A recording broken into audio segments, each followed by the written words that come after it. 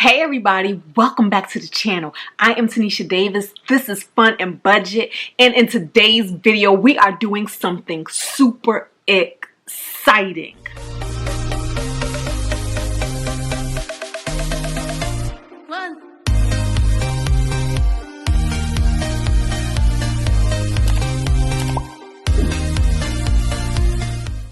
I like to think of this as a collab on steroids. It is three of us in this collaboration: myself, Rochelle Adamson Budgets, and Asia Sierra Budgets. And we like to call this episode Battle of the Budgets.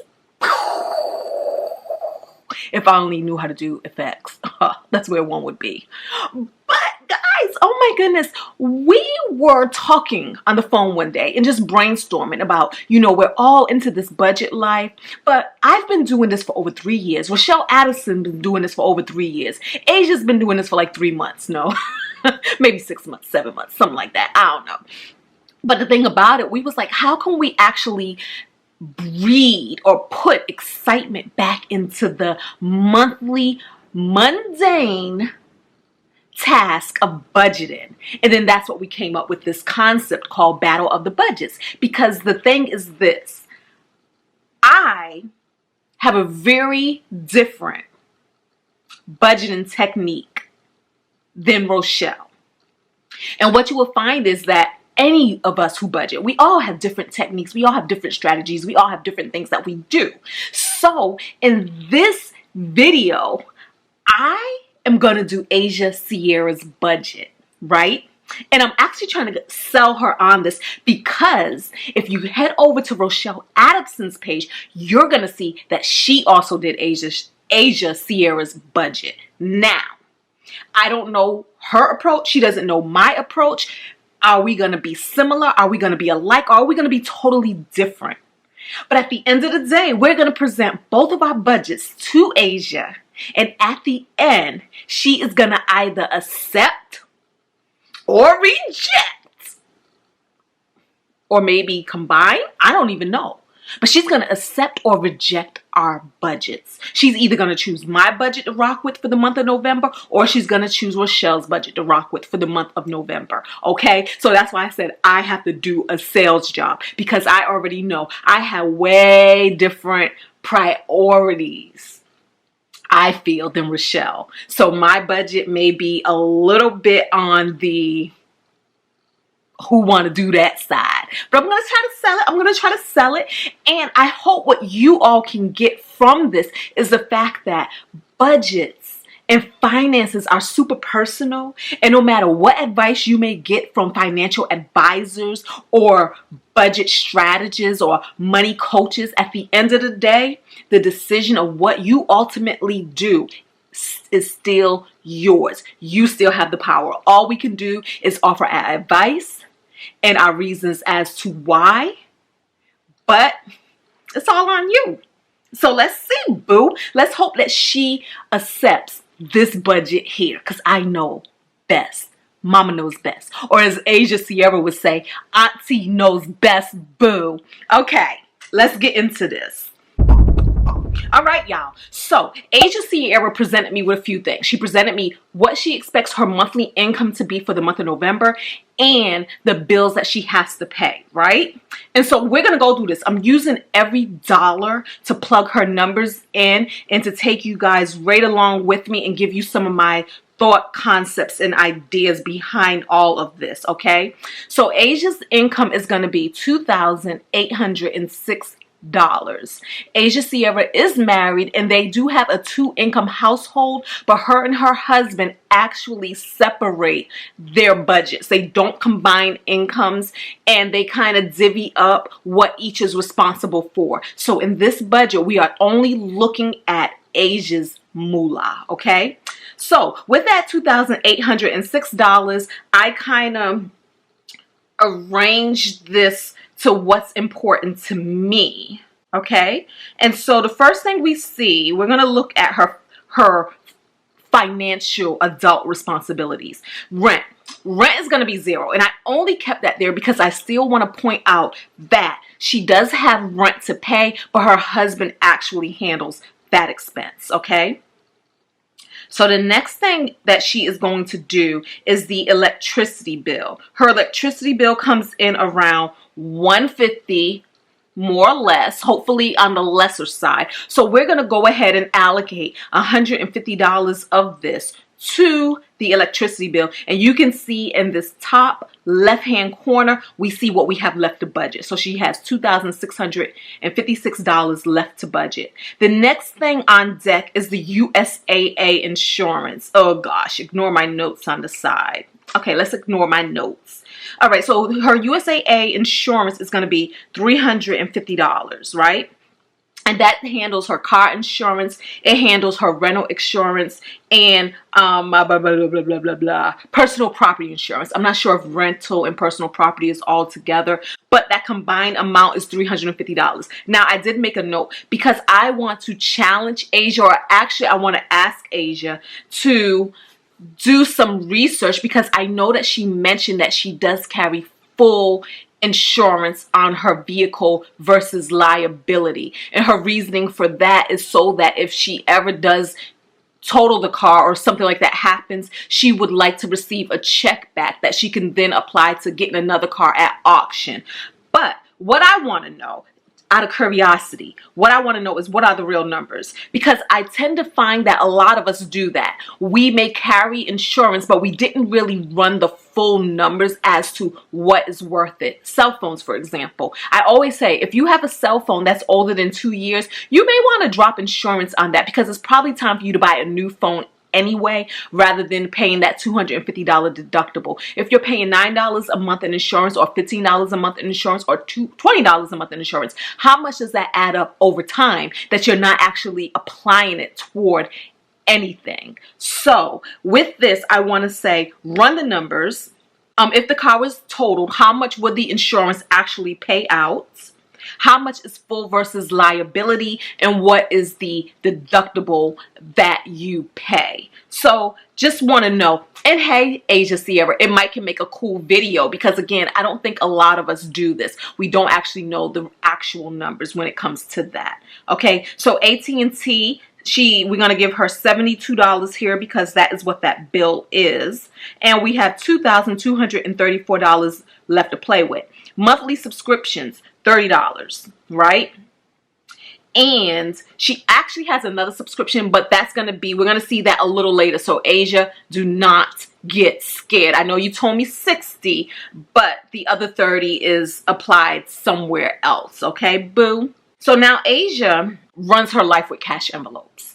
I personally am not a cash envelope person, but I do see the value in cash envelopes, okay?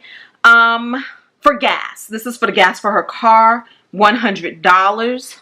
Let's move that braid out the way. $100 for gas. For household things like maybe cleaning products, things that the house needs, we're going to set aside $50 for that cash envelope.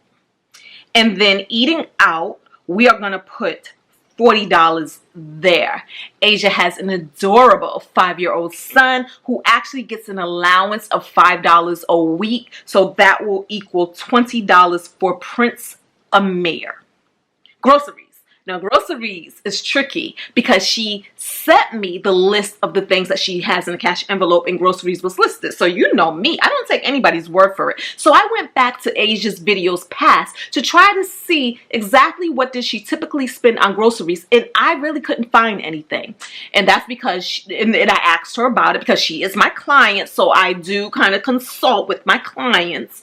And so she has said that they're there somewhere, maybe in this video, maybe in that kind of video, whatever, but I did not see it in a dedicated spot when I was reviewing her monthly budgets. Okay, now Asia does monthly budgets, and she also does paycheck budgets, and then she also does cash envelope budgets. So that could have been buried somewhere, but when I don't see it. I kind of feel like, boo, you really don't need that much money for cash groceries, because I had to remember she has a husband, and her husband probably picks up a lot of the grocery expenses. Let's take a sip of coffee.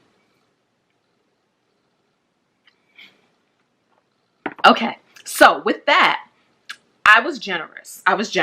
So I gave her $100 to go toward groceries, okay? And so this leaves us with $18.94 left to play with. Now, cash envelopes. She has stickers. I don't feel like she needs stickers, but apparently she joined a monthly subscription service for stickers. And this is where I took the subscription thing from up there and I moved it to right here. So that is $30 that she spends a month on stickers. But here's the thing, guys. Asia puts down her stickers all crooked. So I don't even, wait, hold on, let me say that right. All crooked. So I don't even know why she playing with this sticker life, because she really ain't about that life. And I'm going to put some examples in here of her crooked sticker technique.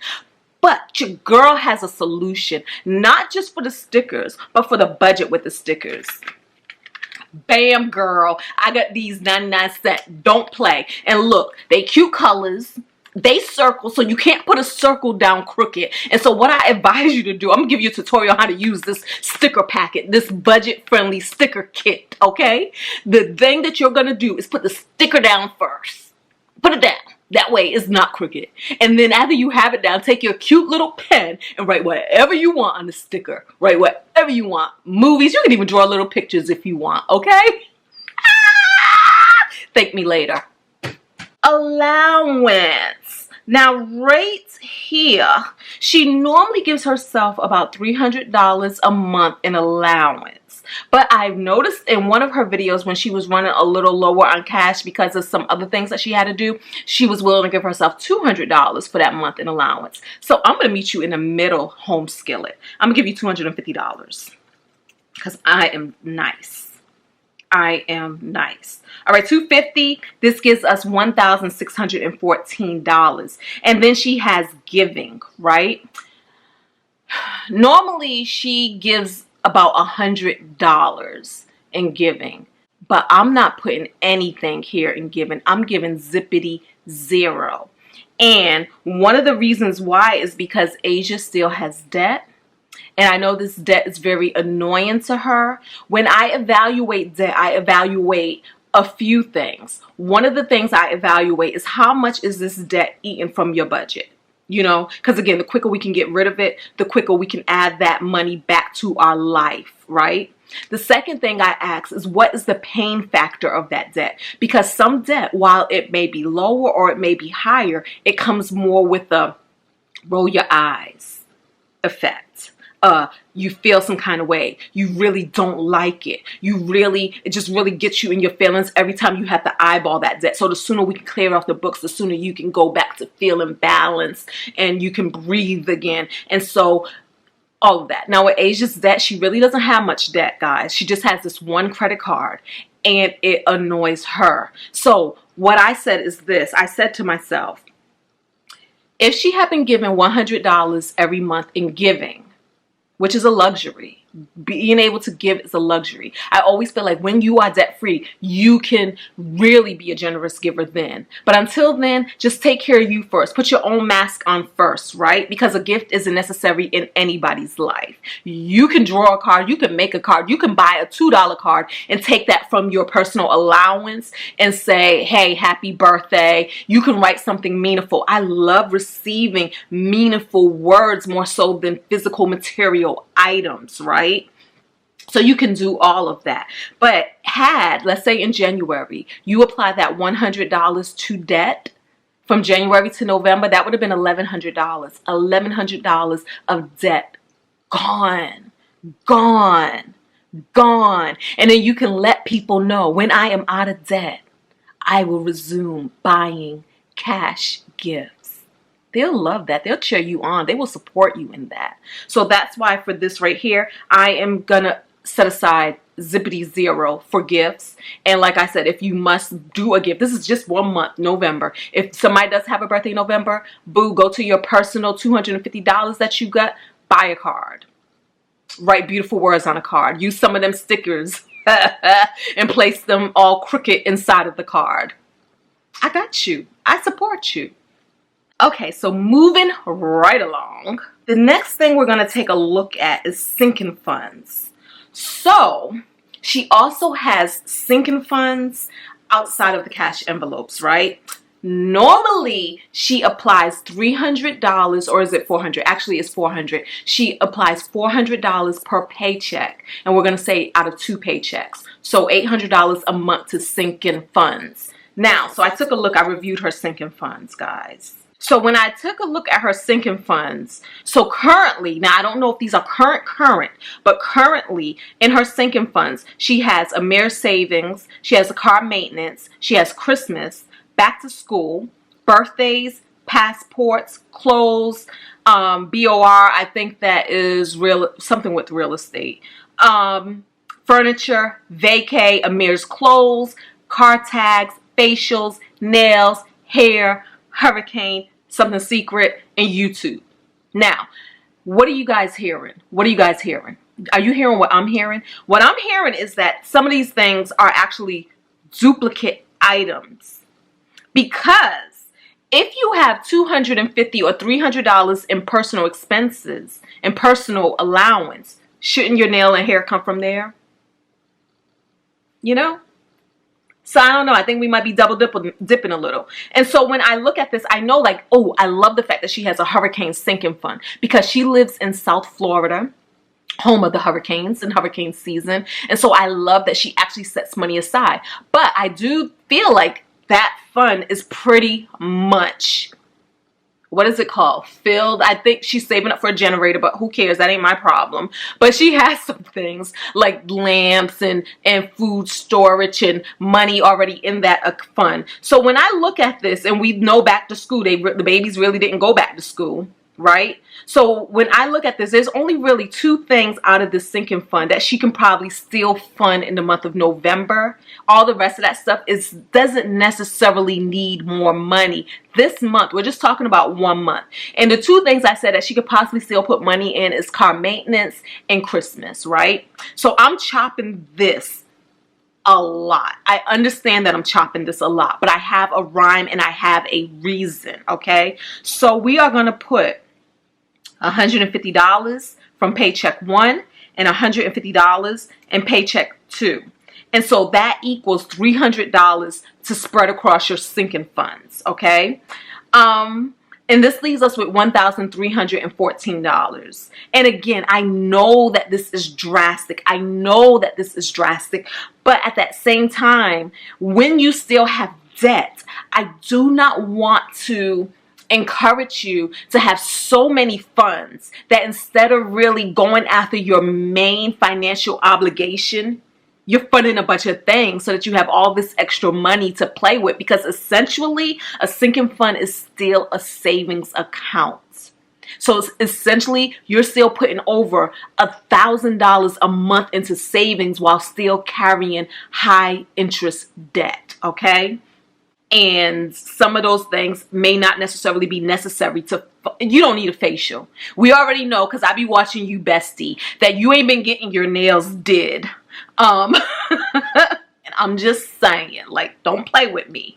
We know that it's not necessarily necessary, and it just may feel more like a safety crutch than an actual necessity. Okay, that's all I'm saying. So now let's go down to savings. Savings, emergency fund. We're going to keep a 0 right there because she actually has a payroll deduction that takes out $100 a month. I believe it's $100 a month, not a paycheck. So $100 a month automatically goes over to her emergency fund. Okay, so we're going to leave that at 0. She does a bunch of savings. She does cash envelopes. She does 52-week challenge. So y'all hear what I'm saying? So on top of all of the cash envelopes, on top of all of the sinking funds, she also saves on top of that. So yeah. So, because she already committed herself to these envelope challenges, and I know that a lot of you out there actually watch and follow and live for her challenges, we're going to still give her some money for these challenges. So for her cash envelope challenge, we're going to set aside $100. I did ask her what was her bare minimum, and 100 it was, and so 100 it is. And then the same thing for her 52-week challenge. We're going to set aside $100. So right there though, don't cry for her, Argentina. Do not cry for her. That's $300 in savings, plus the $300 in sinking funds, plus hold on, let me look at this, plus $590 in cash envelopes. I think she's doing pretty well. So this leaves her with $1,114. Next on the list is student loans. Y'all know with the whole COVID thing and COVID relief right now, nothing has to be paid towards student loans. And so she has been taking advantage of that and not paying anything so that she can work on some of her other financial goals. So we're going to leave that at $0 for student loans. And then we talked about it earlier, that Chase Visa card, which is a thorn in her side and is taking up too much unnecessary money. And so that right there, guys, I do not believe in debt, right?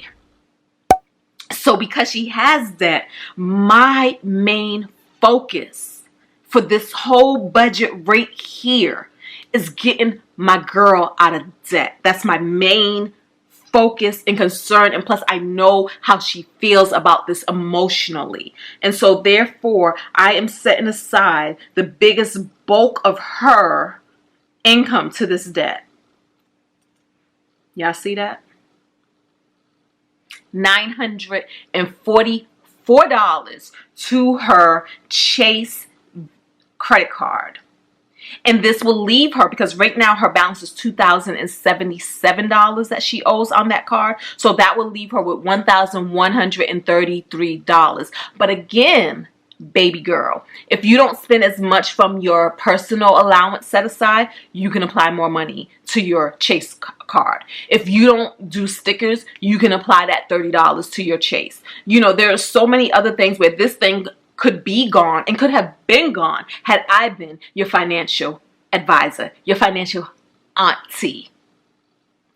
For those of you who don't know, Asia has a thing with calling me auntie, and it was a whole situation because I don't feel like I'm too young to be an auntie. When I think auntie, I think Patti LaBelle, I think Dionne Warwick, I think Celine Dion. Wait a minute, is she auntie age? She might be auntie age.